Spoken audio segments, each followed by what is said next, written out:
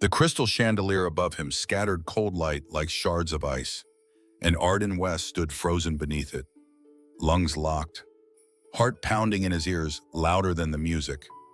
Laughter rippled across the grand Patterson estate ballroom, soft and poisonous, slipping between the clinks of champagne flutes and the rustle of designer silk. He could feel it on his skin, crawling like static. Every glance that skimmed over him seemed dipped in contempt. They called him a gold digger, some whispered it. Some didn't bother hiding it. The words clung to the air around him, heavier than the cologne of the wealthy. His fiancée, Ryan Patterson, stood only steps away, smiling easily with distant cousins and old money friends who looked like they had been sculpted from the same mold of arrogance. Ryan didn't notice the barbs sliding into Arden's ribs with every sideways look. Arden's cheap suit jacket, bought on clearance from a shop he had taken the subway to, felt suddenly too small, too thin, like it exposed his bones. The diamond ring on his finger weighed like a stone, dragging him under. He had imagined this night would feel like a beginning, a celebration of love. Instead, it felt like trial by fire, and he was the lone defendant. He thought about the classroom he had left behind that afternoon in Brooklyn, chipped desks, crayon drawings on the walls, children who saw him as someone who made them believe they could matter.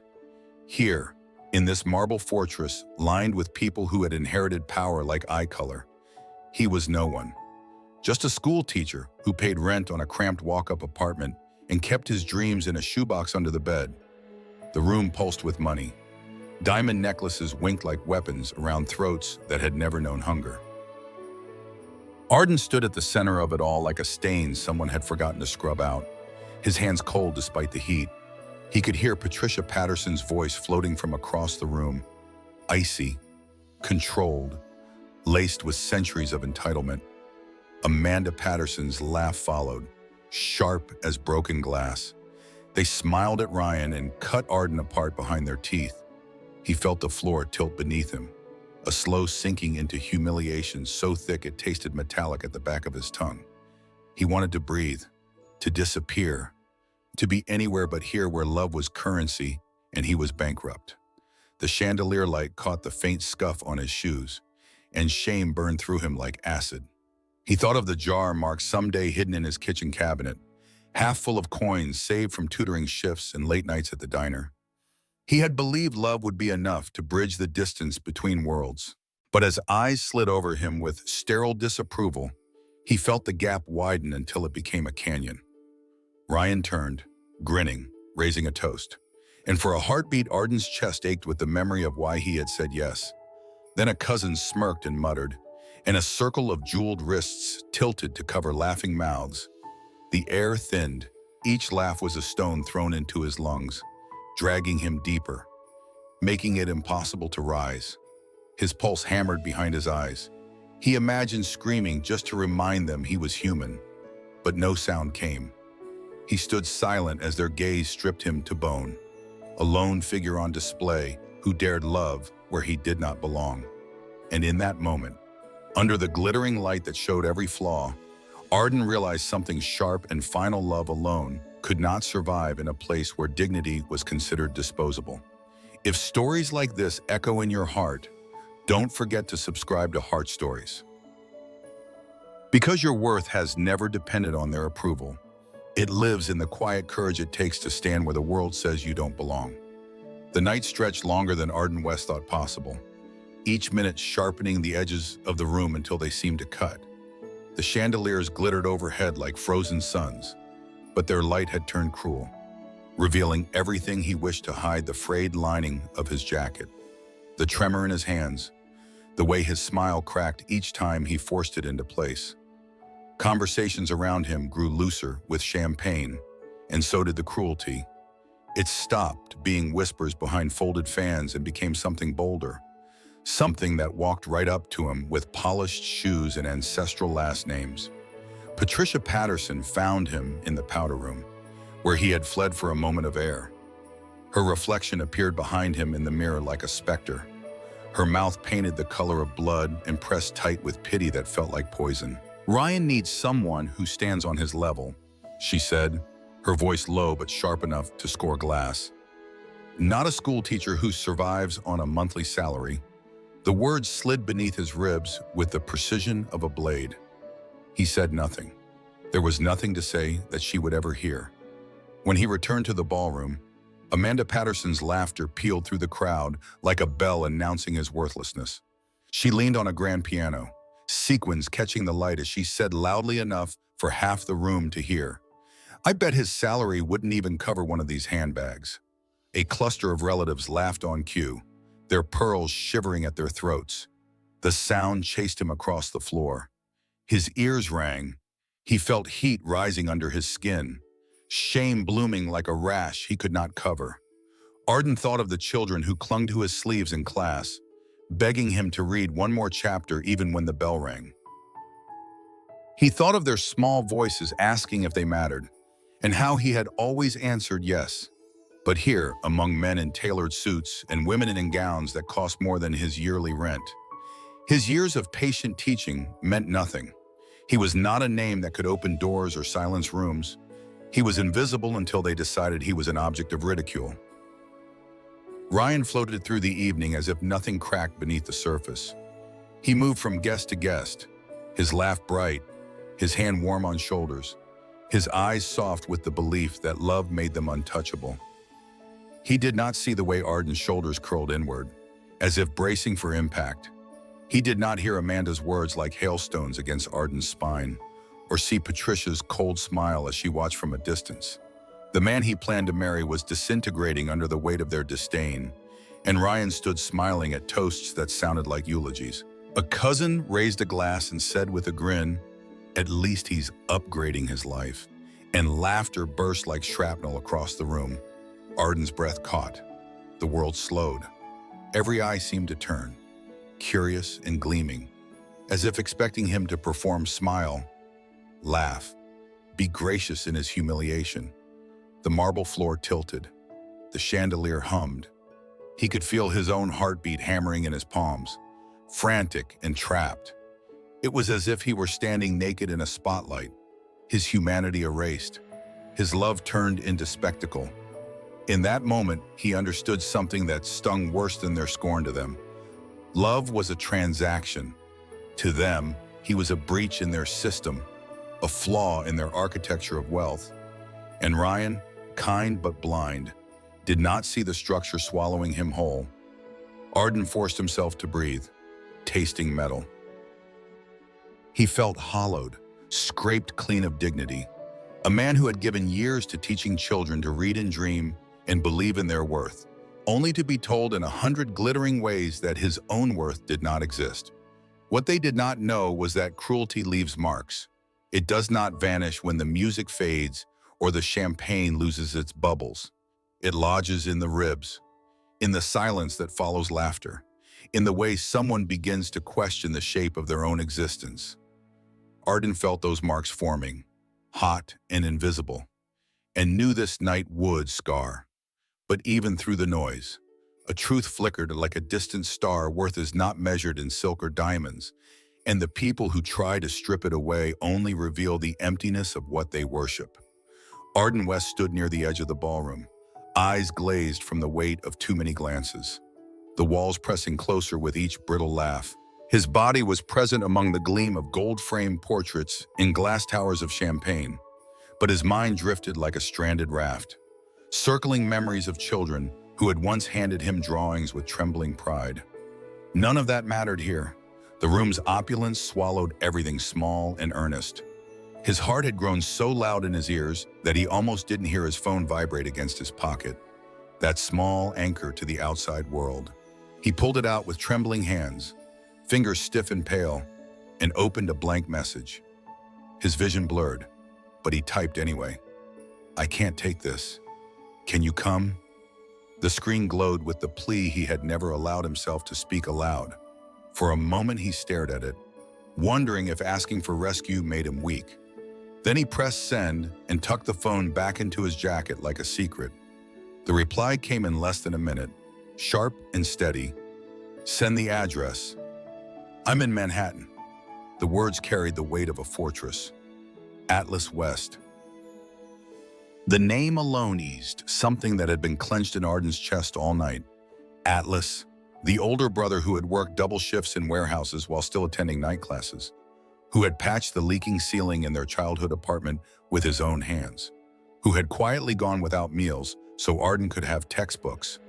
Atlas had built his life from broken bricks, one relentless decision at a time, and had never let Arden fall through the cracks. Arden sent the address, and the phone went still. He slipped it back into his pocket before anyone noticed, forcing his face into blankness as laughter carried on around him like static. He moved to a shadowed corner, near a set of French doors, and waited as if holding his breath could stop the unraveling. The party roared on, a machine built from ego and glitter, and he watched Ryan across the room, animated and oblivious. His fiancée glowed beneath chandeliers while Arden became air. Outside, the night was folding itself around the estate, velvet and silent. Then, faint at first, came the low growl of engines on gravel. Tires whispered against the stone driveway, growing louder, heavier. Through the window's reflection, Arden saw them sleek black SUVs gliding down the path like predators in formation. The headlights cut white arcs across the manicured hedges. The rhythm of the party faltered as a few guests noticed, voices dipping mid-sentence. The first door opened, and Atlas stepped into the glow of the driveway lamps. The air seemed to shift, tightening as if the world recognized something formidable had entered. He wore a black suit tailored so clean it caught the light like water, and on the lapel, a small enamel pin in the colors of the rainbow burned like defiance. His stride was measured and precise, each step carving silence into the night. Around him moved his security detail, silent, coordinated, their presence radiating quiet authority.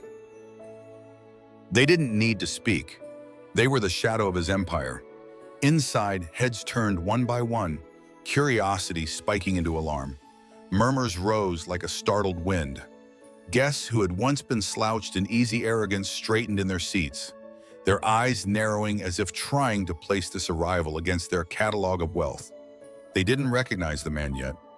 Not truly, but something about the air around him made their laughter die mid-breath. Atlas crossed the threshold of the grand estate without pausing, the double doors swinging wide as if the building itself yielded. The noise collapsed. He scanned the room once, not lingering on the glittering crowd, only searching for one face. When his eyes found Arden's small, still, half folded against the wall, they softened with something fierce and unshakable. He walked straight through the ocean of silk and glass, unbothered by their stares, and reached his brother. Arden barely had time to breathe before Atlas wrapped him in an embrace that anchored him like nothing else could. It was not gentle, but absolute, the kind of embrace that said you are not alone without a single word. Atlas lowered his voice. The words pressed against Arden's hair like a promise. I'm here now. And in that moment, Arden felt the splintered pieces of himself begin to gather. Atlas's presence filled the hollow space the Patterson family had carved in him. The room's power shifted like tectonic plates, silent but irreversible. The people who had seen only a man to be mocked were about to learn he had been loved into existence by someone who would not let the world break him. Sometimes the strength to rise is not forged in isolation. It grows in the shadow of those who refuse to let you fall, who teach by living that resilience can be inherited like light passed from one scarred hand to another until it becomes unshakable. The grand doors of the Patterson estate burst open and a hush cracked through the ballroom like a lightning strike. Conversations froze mid-sentence. Glasses hovered halfway to lips. Patricia Patterson went pale, the shade draining from her face as though the blood itself retreated. Amanda stiffened, her grin fossilized in place. Ryan stood rooted where he was, eyes wide, a smile caught halfway to his mouth as though he had glimpsed a ghost. Atlas West crossed the marble threshold with the measured calm of a storm eye, his black suit absorbing the light, the pin on his lapel catching it like a blade of color against night. One hand rested on Arden's shoulder, the gesture quiet but absolute, like setting a banner in the ground. No one moved. The air trembled with the weight of his presence, the scent of fear subtle but unmistakable. Atlas's voice rose, low and steady, yet it filled every corner of the vast room. "You have spent the night tearing this man apart," he said, and his words struck with the solemn rhythm of war drums. His gaze swept the room, pinning each jeweled guest like an insect under glass. The man who has taught hundreds of children to read, to dream, to believe they matter. And you think he came here to steal from you? The chandelier hummed faintly in the silence that followed. The crowd seemed to shrink in on itself, glittering edges dulling as if under sudden frost. Patricia's lips parted, but no sound emerged. Amanda's fingers twitched against her sequined clutch. Even the string quartet, sensing the shift, lowered their bows. Atlas did not raise his voice, yet it carried with the inevitability of an approaching tide. He took a step forward, still anchoring Arden by the shoulder, and his eyes sharpened as they moved across the faces that had laughed at his brother. "I lost the man I loved," Atlas said, the words cutting quieter now, heavier. Because the world told him people like us were disposable, because they measured his worth in the wrong currency. And I will not let anyone make that mistake with my brother. The words landed like stones in water, rippling outward, shattering the fragile scaffolding of superiority that had held the room aloft. Shoulders that had been square with arrogance began to curve inward. Eyes dropped to the floor, one by one, and the guests who had smirked and whispered seemed to fold under the weight of their own reflections. The house of glass they had built around themselves had begun to crack, hairline fractures spreading in the quiet. Ryan finally moved, stepping toward Arden as though through water. His voice caught on the edges of disbelief. "Arden, I didn't know." It came out frail, a paper thing in the cavernous room.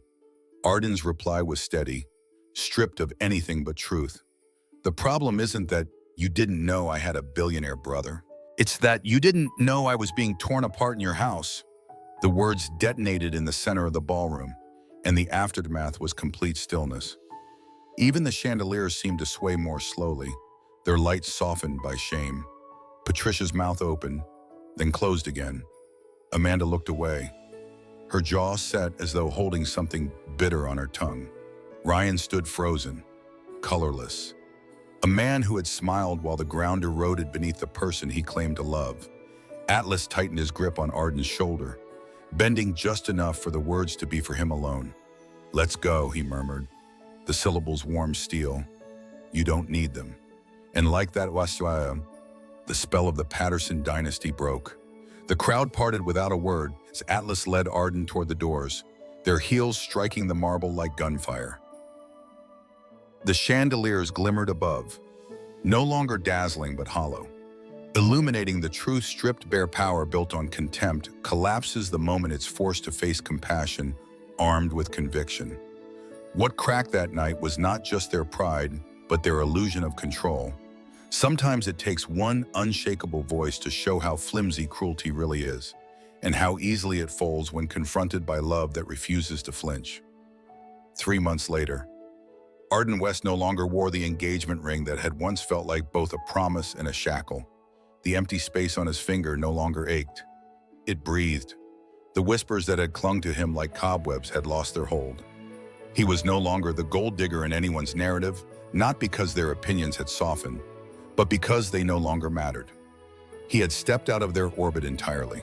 Beside Atlas West, he now stood not as someone to be pitied or judged, but as the co-founder of the West for Kids Foundation, a program designed to pour resources and technology into underfunded public schools across the country. In those months, Arden's days had shifted from classrooms filled with chipped desks to boardrooms filled with glass walls and hushed gravity. Yet he carried the voices of his students into every meeting. He remembered the way they had lit up when they discovered they could read their first full book, the way they had whispered their dreams as if saying them aloud might break them. He fought for them with the quiet ferocity of someone who knew exactly how it felt to be unseen. Atlas had given him the platform. Arden filled it with purpose. And while the Patterson name still floated in the world of glossy magazines, it was the name West that was now etched on the check banners hung in struggling gymnasiums from Detroit to El Paso. That night, a fundraising gala pulsed with soft light and the hum of possibility. The ballroom was nothing like the Patterson estate. There were no chandeliers dripping crystal like judgment, no laughter sharp enough to cut. Instead, there were rows of art projects along the walls, paper stars with children's names scrawled in glitter, silent testimony to futures being rewritten. Arden stood at the edge of the stage, adjusting his tie, feeling a stillness inside him that had taken months to build. The air no longer pressed against his ribs. It lifted. Atlas crossed the room with his signature precision, cutting through the crowd of philanthropists and tech investors who now sought his attention like a currency of their own. He stopped beside Arden, a faint smile carving warmth across his face. "There's someone you should meet," he said. And from behind him emerged a man with paint stains on his cuffs in a calm, open gaze that seemed to see everything without judging any of it. "This is Elijah," Atlas said simply. "He teaches art in Portland." Elijah extended his hand. His grip was steady but unassuming, as though he had no idea of the headlines Arden's name had gathered or the empires tethered to it. "I've heard your students love you," he said, and the words carried no irony, no angle, just truth. It startled Arden, the simplicity of it, like sunlight through an unlatched window. Elijah didn't look at the cut of his suit or the shine of his shoes. He looked at him. Something softened. Something Arden hadn't realized was still coiled tight. He smiled, not the careful curve he had worn for survival, but something unguarded, rising from a place untouched by judgment. As the evening flowed on, a few former Patterson shareholders drifted near, lingering at the edges like ghosts, their smiles polished and hollow. One of them extended a hand, murmuring about partnership opportunities, about strategic alignments.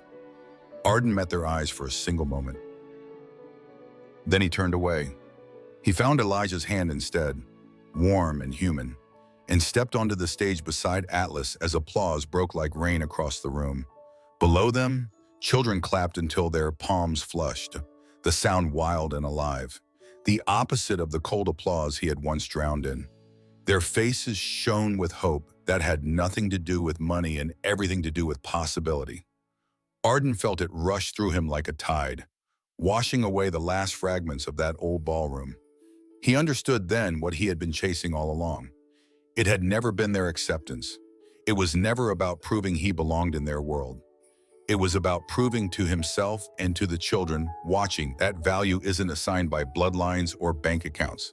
It's forged in what you give, in how fiercely you choose to lift others even when no one lifts you.